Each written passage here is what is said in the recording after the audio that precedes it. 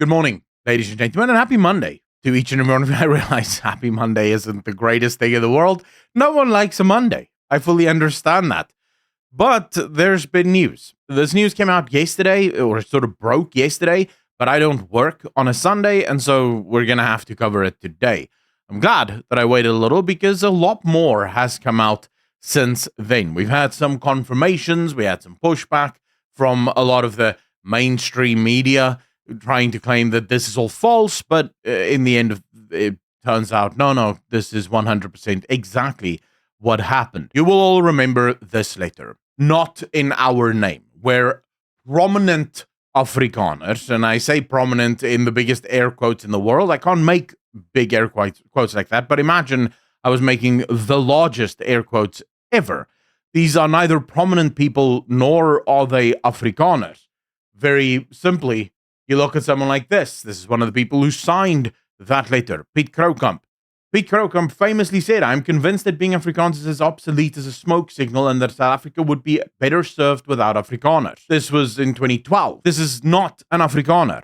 Max de Pree is another individual who hates Afrikaners. I find it funny that these are the very people that now suddenly have discovered, oh, I do speak Afrikaans, therefore I can speak in the name of all Afrikaans-speaking people.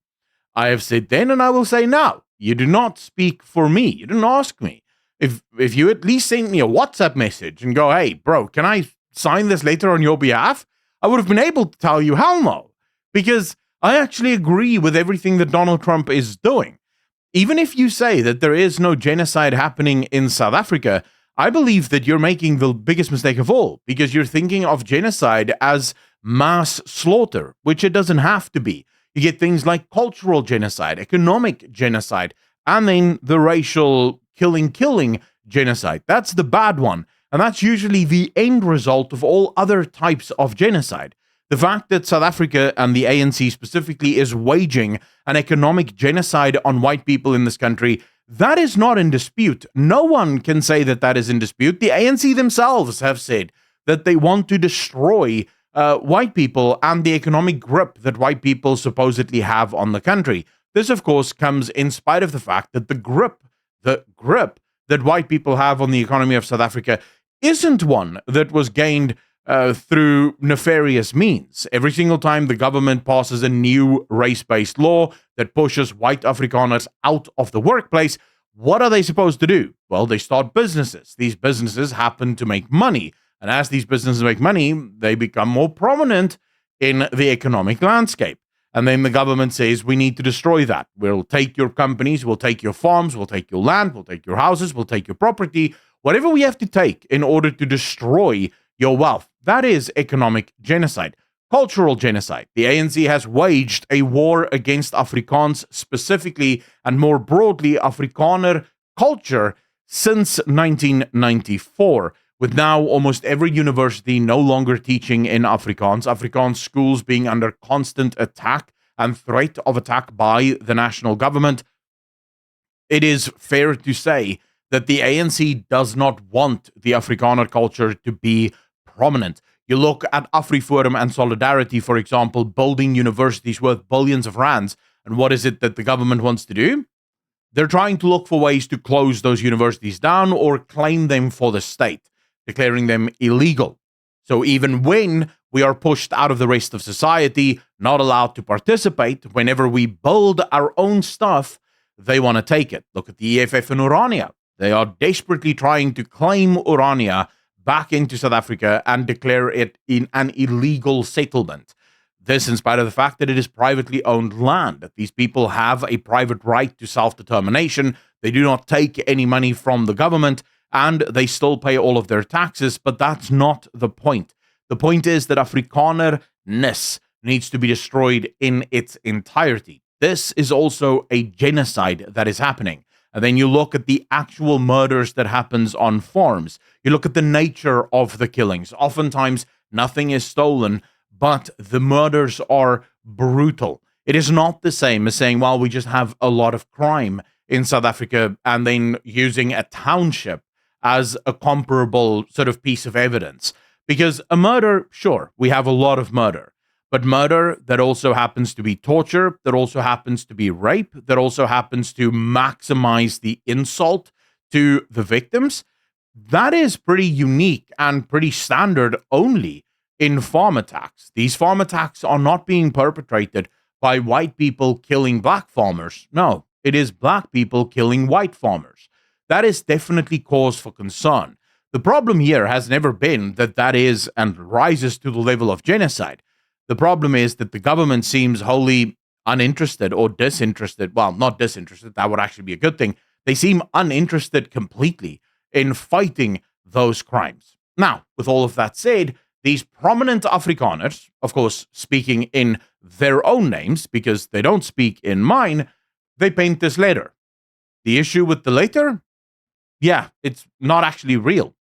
Well, it's real insofar as they wrote it. Well, they signed it. Now, AfriForum first broke the story that a person working at Durko was actually behind the writing of the letter. They were then informed by their own sources that actually the person in question is a woman by the name of Karen Berger, a woman who worked at the South African embassy in the United States until last year, a woman who previously worked for the South African Secret Service, a woman who has worked at the service's Foreign Affairs Division for a really long time. She is a loyal ANC cadre, and as a loyal party member, she was the one who penned the letter, who made sure that everything was in there that the state needed in order to push their propaganda. You see, the ANC is in trouble. Donald Trump just recently amended the Refugee Act of America to now allowing America to only accept about 7,500 refugees every single year, and these refugees would come primarily from South Africa in the form of Afrikaners and other minorities. This is what, by the way, sparked this letter. This is where it all came from. And when you look at these four people here, these very people hate Afrikaners. They hate what Afrikaners stand for. They hate what the culture is. These are bootlickers of the ANC, people who will gladly praise the ANC as Afrikaners are slaughtered and pushed out of the economy. Why? Because it will affect none of them. None of them rely on anything in South Africa. Should things really go amiss here in South Africa, they will be the first to leave. They have the means, they have the opportunities. These people do not care about ordinary white South Africans who are in fact not super rich. The majority of Afrikaners are not rich. The majority of Afrikaners are not billionaires or millionaires. The majority of Afrikaners are normal people who barely make it through the month. These are the very people who can't escape. These are the very people who have to deal with the policies of the ANC on the ground.